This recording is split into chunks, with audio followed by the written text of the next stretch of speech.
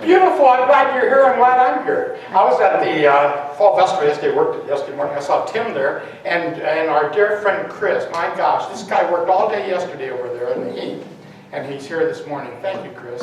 Appreciate that. Well, today we're here to celebrate the theme for Oakers and Horse of October, and the theme is source. Does anybody know what that means? What's source? Anyway, today we're going to have Ralph Waldo Emerson set the tone for today's talk, along with some ancient philosophers, mystics, and also spiritual teachers, and we'll see where we go with it. Should we try it and see what happens? Yeah. Say yes. Yeah. Ralph Waldo Emerson said that we lie in the lap of an immense intelligence that makes us receivers of its truth, and what? And organs of its activity. Can we put that in mind and get the idea that maybe can we accept that as our truth? Can we possibly be so connected to spirit that we lie in the lap of this intelligence and that we are actually organs of its activity? How can we in any way convince our conditioned mind? It's that chatter that we have. It's that part of us that says, you can't do this, and you can't do that, you got to be fearful of this, you got to be fearful of that. It's that part of our being that lives in the past or in the future, but it doesn't present itself in the present moment right here and right now. How can we convince ourselves that we are part of this immense intelligence that responds to us because it is who we are? This month we're going to, and this day, go from a knowingness, or back to a knowingness from believingness. If we look at what's happening in the universe itself today, we know that many of the mystics and many of the spiritual teachers tell us things like, oh, listen, Angelo, all we have to do if we want to convince our conditioned mind that we're this wonderful thing is that we need to stay in the moment. We need to actually dream lofty thoughts. How many of you heard the word dream lofty thoughts? And as we dream, so shall we become. Am I doing things wrong? I don't want you to fall. If I fall, take me to the hospital, but don't take me, send me by ambulance. Because you have to wait 8 to 10 hours. Yes. Linda knows this. Yes. Anyway, dream lofty thoughts, and spiritual teachers also tell us this, that we actually believe ourselves, we believe our desires into form. Have you heard that? We actually believe our desires into form. That as we believe, so shall we be. So today and this month, what we're going to do is we're going to go beyond, we're going to transcend this idea of belief. We're going to go into a knowingness, that we know that we are this divine energy. We know that we are connected, that we are the activity of this divine energy. That's who we are. And we're going to convince our conditioned mind that to get out of the way and allow us to be that which we can be. And how should we get to know that?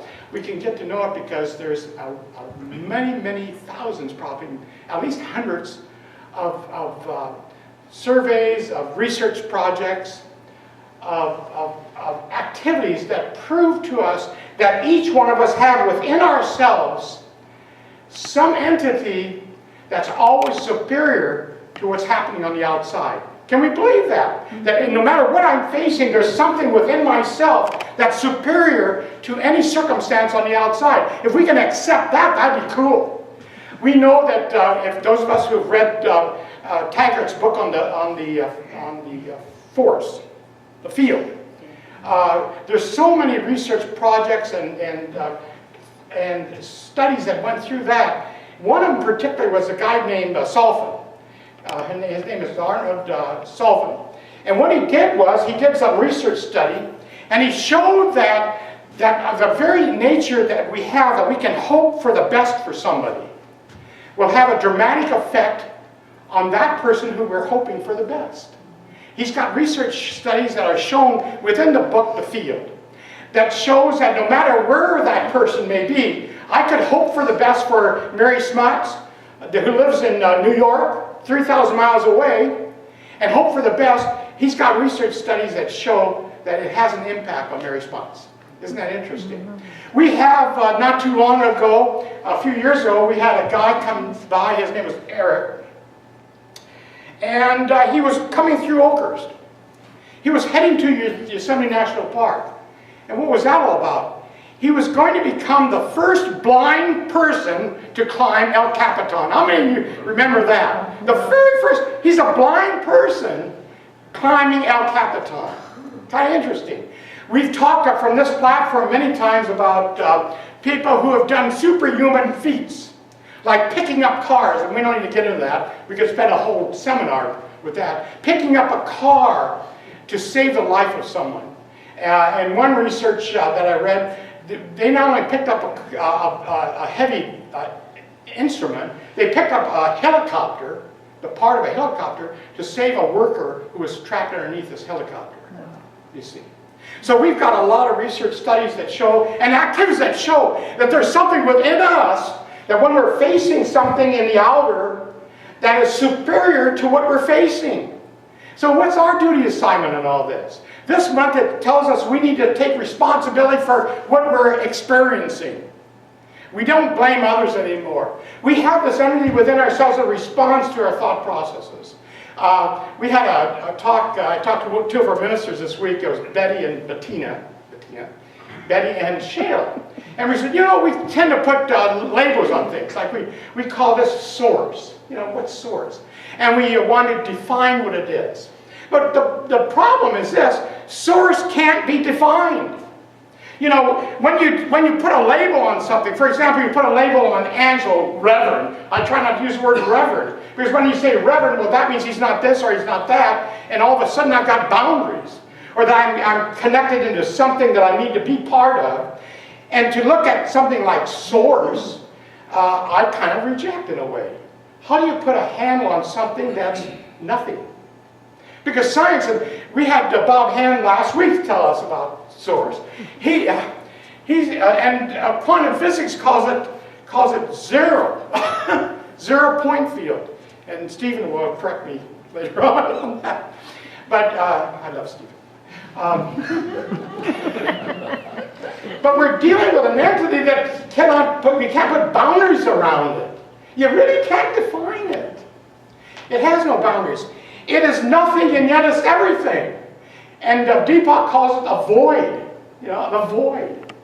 And from the void comes everything. And the void, this no-nothingness, comes everything.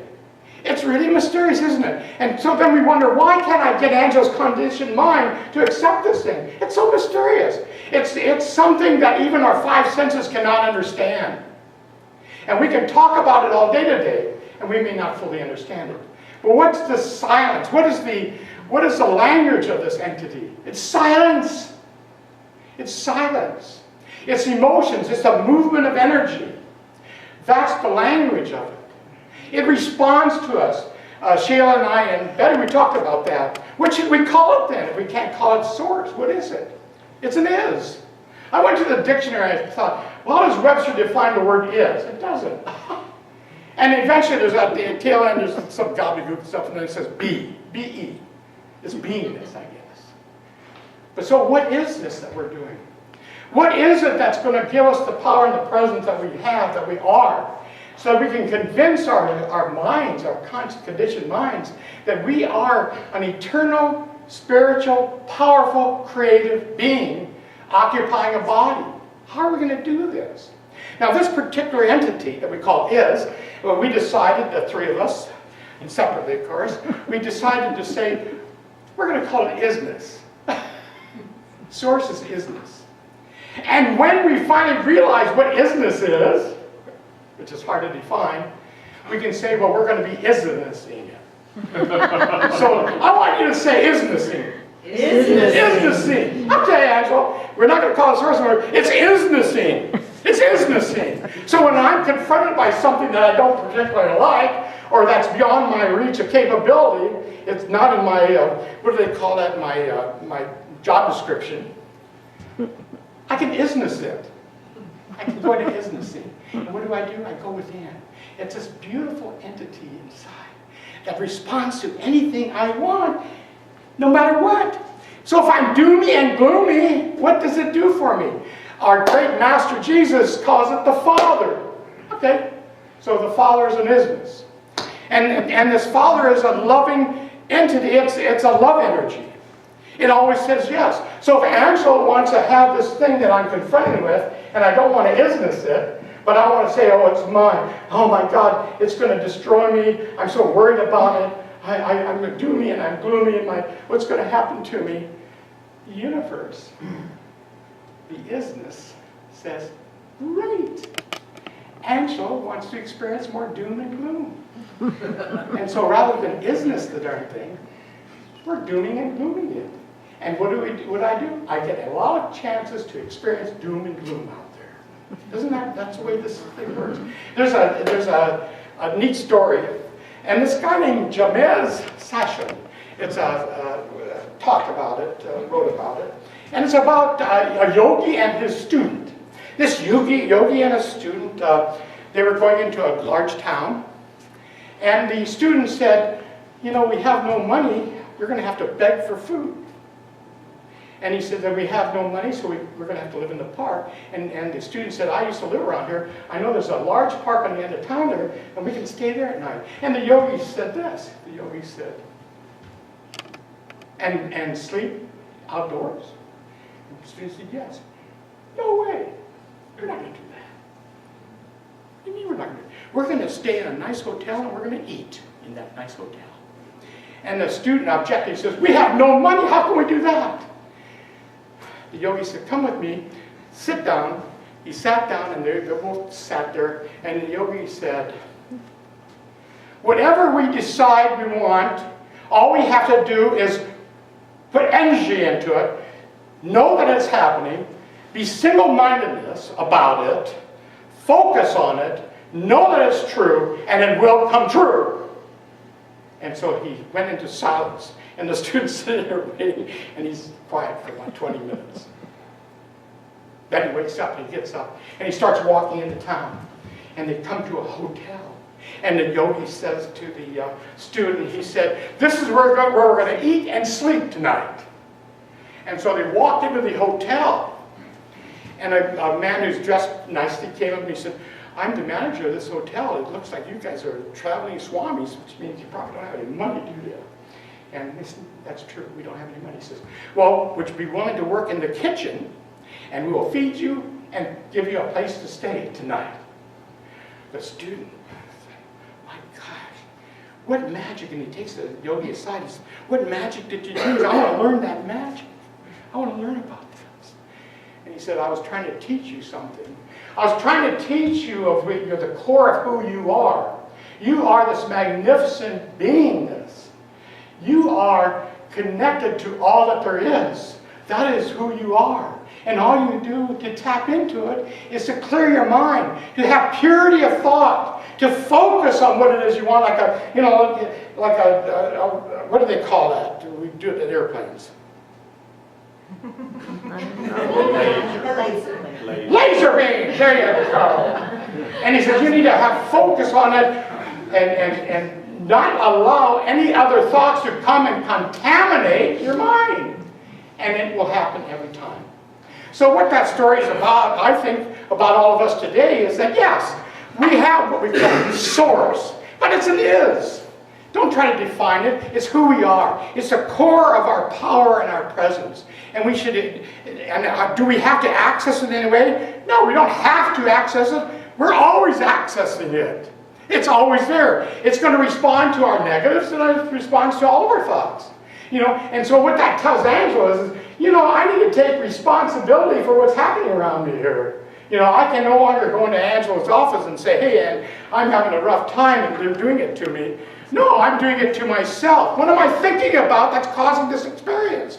Because if we accept the fact that we're powerful, eternal beings, that we have access to what we call the dimension of all possibilities, then there's nothing to worry about. We just take responsibility for it. There are ways to take responsibility. It's kind of interesting. How do we clean up our act? How do we clean this mind? There are stories. One story that I particularly like has to do, and you may